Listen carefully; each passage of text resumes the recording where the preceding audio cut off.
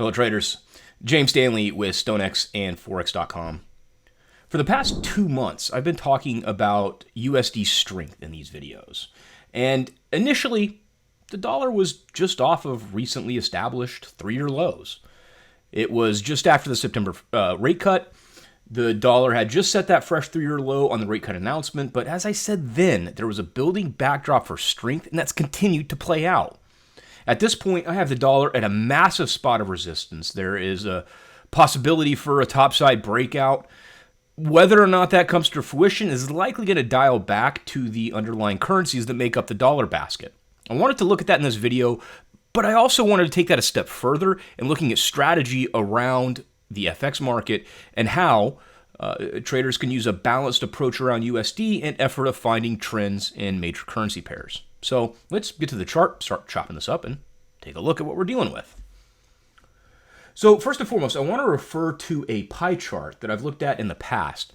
And again, this speaks to the fact that currencies are unique and that they're the base of the financial system. The only way to value a currency is with another currency.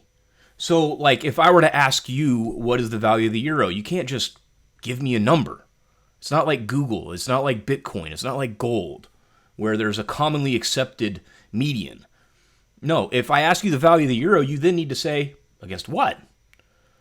Now, commonly, the first retort will be against the US dollar. That's what's considered to be a major currency pair, but could be against the British pound, the Japanese yen. These currencies are constantly fluctuating and changing, and so the answer to that question isn't as cut and dry as it is with practically any other asset on planet Earth.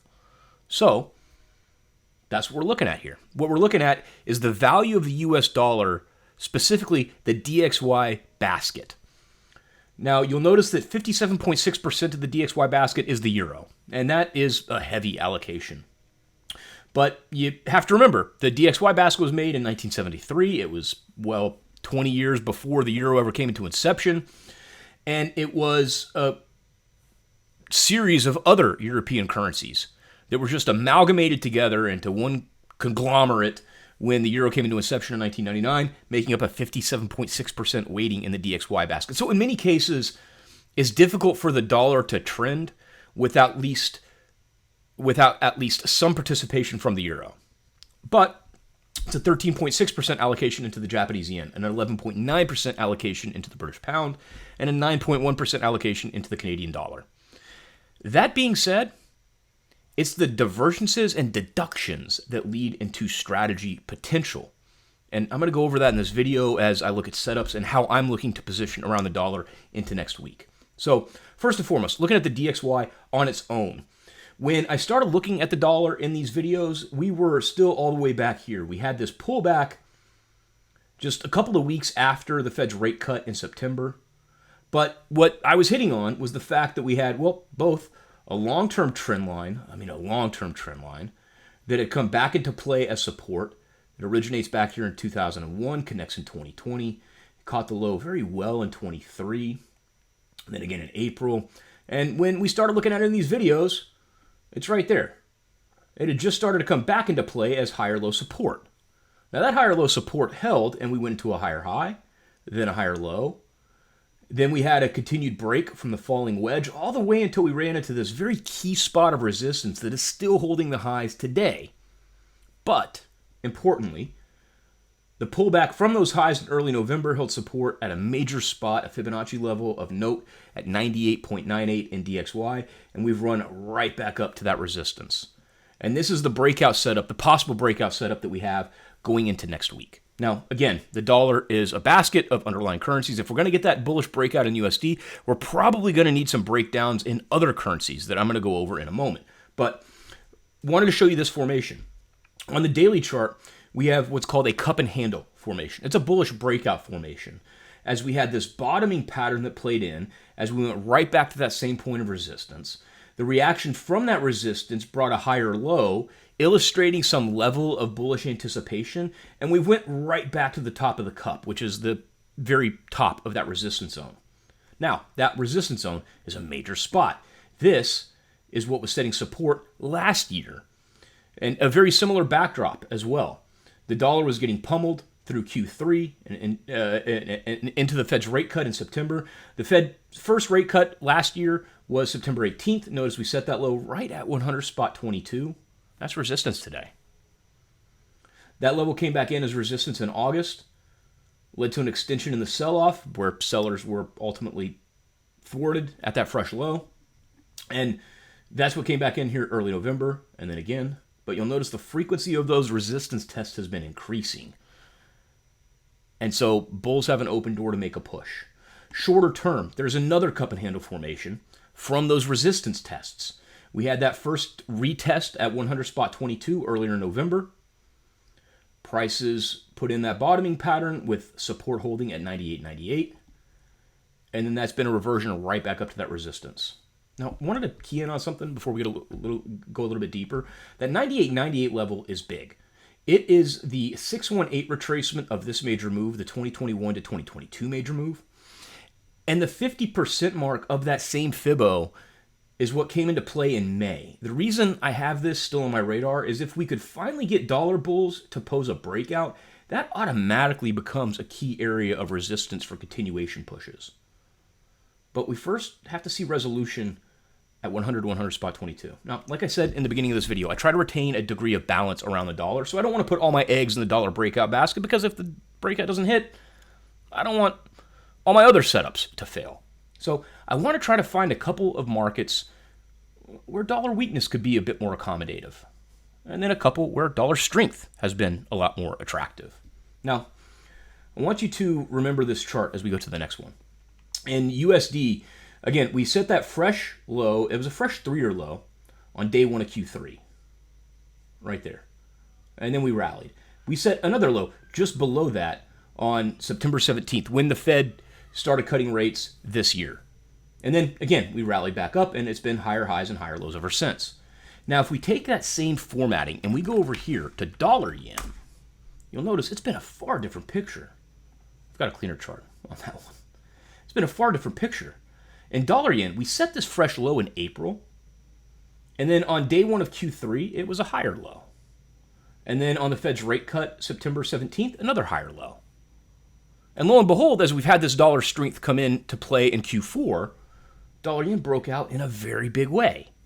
So this highlights that deduction that I was speaking of earlier, where the higher lows in dollar yen compare very nicely to the lower lows in DXY. So as I've been saying for months in webinars, if I'm looking for USD strength, this is the area where it plays most attractively. Now, at this point, the concern, the worry, is that we're at a stage where intervention may become more of a thing. There's a couple of caveats around that. One, it's not such a simple topic, although the finance ministry has a directive to manage the currency. There has been interventions in the very recent past. Like in 2022, we saw the Bank of Japan ordered to intervene on the first breach above 150. That caused a pullback. Now, that reversal showed up around USCPI, but the Bank of Japan invariably stalled the move, pushed buyers back to 145 until a weak US CPI print could elicit a larger reversal. And it was a 50% pullback in that prior trend, might I add. 150.195 came back into play in 2023. This time, it stalled the move, and then another weak US CPI print came out, and that brought a 23.6% retracement in the trend.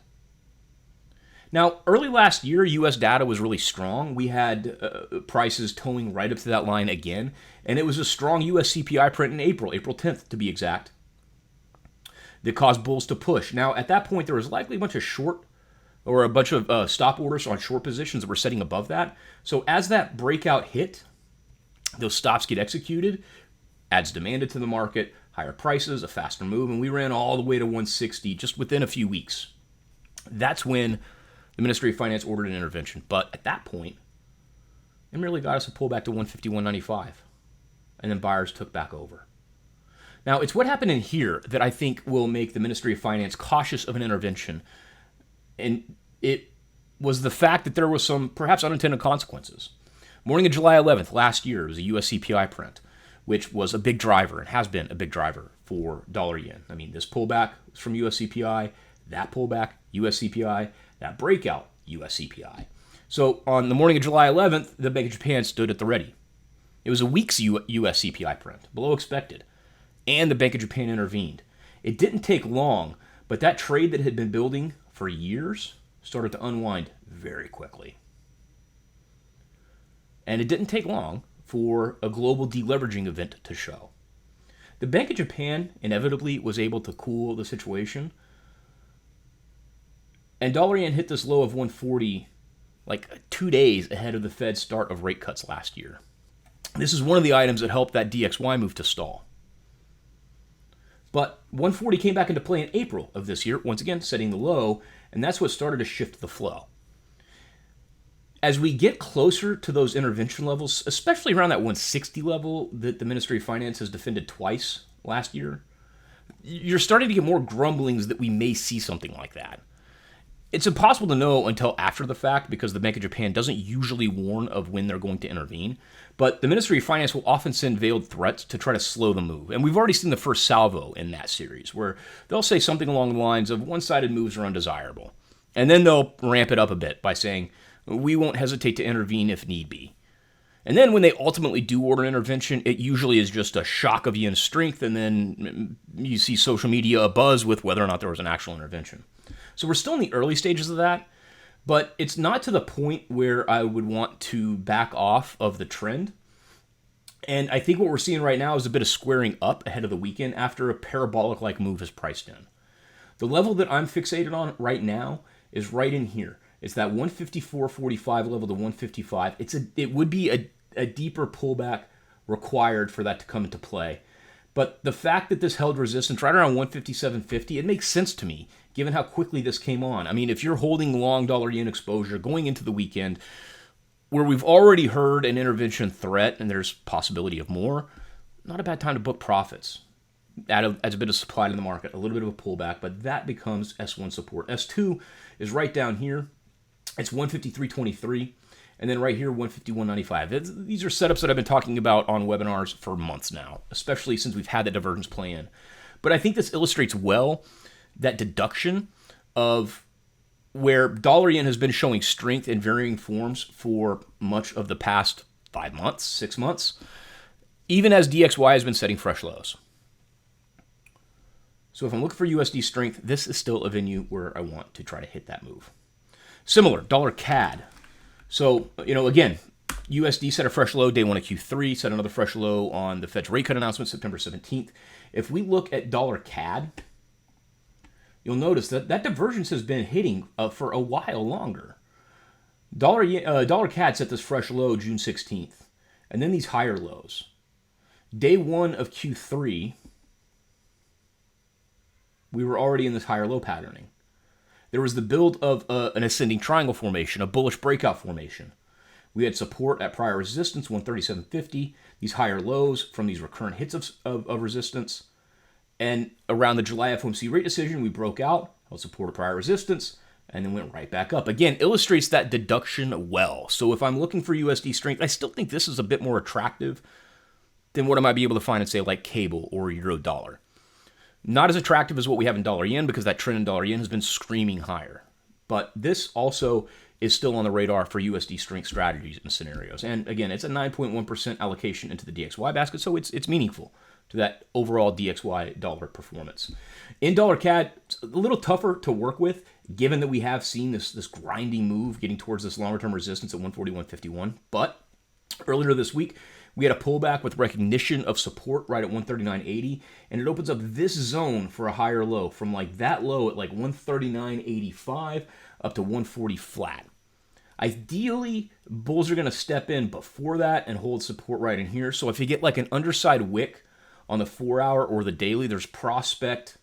So like, let's say this takes on a shooting star type of patterning on the daily. Let's say that it closes this way and then we get continuation of weakness on Monday, a bit of penetration. What I want to see is an underside wick with the body of that candle pulling back above that price, showing that buyers defended it.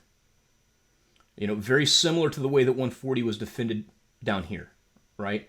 We penetrated 140, buyers came in, exposed those underside wicks, ran it for a bit, until bulls were ultimately able to drive this back up towards resistance. But this, again, illustrates that divergence fairly well. On the USD strength side of the coin, or excuse me, on the USD weakness side of the coin, it's a little bit more difficult to justify because we have that breakout set up. We have the dollar grinding back at that resistance. But this is where I could start to use text to negotiate it a bit. Now, from Eurodollar, there is a bearish case that could be made, especially off of the daily chart. We had the Fed's rate cut right here, triggered a series of lower lows and lower highs that exist into today. But that 115 level has been a tough nut to crack. I talked about this in webinars quite a bit over the past couple of weeks. But if we go back, we can see where traditionally 115 doesn't just give way unless there's a really good reason for it. But we also have to think, again, this is currencies. Currencies are unique. They have an actual function in society. It's not just you want to go long gold or Bitcoin or Google or whatever. You have central banks that hold reserves. You have multinational corporations that have obligations to meet in both Europe and the United States, to the point where when we get euro above 115 after it was at 105 just a few months prior, it feels kind of expensive. The dollar feels kind of cheap. If you are Toyota and you have obligations to meet in both Europe and the US and you got euro at 115, maybe it's not a bad time to take some of those euro reserves, diversify them into the USD. Or when we get down to 105, hey, the dollar's pretty expensive. The euro's pretty cheap. Maybe I want to move some of my USD reserves into euro and balance that out a bit. Now, that isn't going to completely nullify fundamental effect, because if we do have an actual reason for buyers to be hitting euro, sellers to be hitting USD, we can get breaks as we did here. But oftentimes, it'll go right up to another major psychological level, like a 125. 115 specifically has been really important. And you can notice where it cut off this range for like 2.5 years in Eurodollar. In 2018, 2019, it stalled the move and became resistance. In 2020, in the depths of the COVID panic, we get a flare of USD weakness. Where is it? Almost on a dime, the Eurodollar stopped at 115. And as the market's getting ready for the Fed to come on with some massive rate hikes in 2022, 115. That's the last kiss of resistance before Eurodollar really goes into meltdown mode and finally gets below parity. More recently, we had that strong rally in Euro, a strong sell-off in USD in the first half of the year. Again, it was around Easter when we hit that low in dollar yen. At that point in time, we had the first retest above 115 in Eurodollar. There was literally one daily close above that price, and it was on Easter Monday, which interestingly is a holiday in Europe, not a holiday in the US. As soon as European traders got back on the desk the next Tuesday, they slammed it back down. Now, we started to test below that in August, just after the FOMC rate decision, but again, notice it gave trouble on the way up, and we had like 2 daily closes below before we slammed back above it. More recently, this price has been getting grinded and grinded. I don't know that it's ready to give way yet. And like I said, there's a bearish case to be made, given that we've had these lower lows and these lower highs. But for now, the hold of 115 keeps the door open for a pullback. The lower low, lower high structuring that I'm looking at focuses in on this zone. We had the lower high from last week with the prior lower high right there. It's like 116.69 down to 116.56. I'm considering that my R3 zone. If we get a break above that, then Eurodollar bears have failed, USD bulls have failed. Likely that cup and handle is not playing out. And then this is where I can start looking at bigger picture, grander, bullish themes in Eurodollar. For now, there's short-term pullback setups or opportunity for a retest of 115.42, which has been tested for the last 2 days. And then this zone right in here, I think that's a really big decision point at 115.93 to 116 flat. The reason for that is if we look at what's helped to set the daily low today, it's right there at the 50% mark of this major move, taking the low from May up to the high in September. The 38.2 of that is at 115.93. That was a beautiful case of lower high resistance before the bottom fell out of this thing. And then the 50 fib is what caught the low so far today. We're getting a bounce into the close. And it's, again, why I think I want to be a little bit more tenuous with this. And I do think invariably we could see 115 give away. It's just, it often takes time for a level of that nature to finally get taken out. I do think there might be a better case or a better area for USD weakness elsewhere, however. because like I said, this one could still be justified in either direction. For USD weakness, this is the setup that I'm getting a little bit more warm towards. And I want to first just highlight this. Notice the last 3 days of activity in euro dollar, where bears have set fresh lows. And we have red for each of the past 3 candles.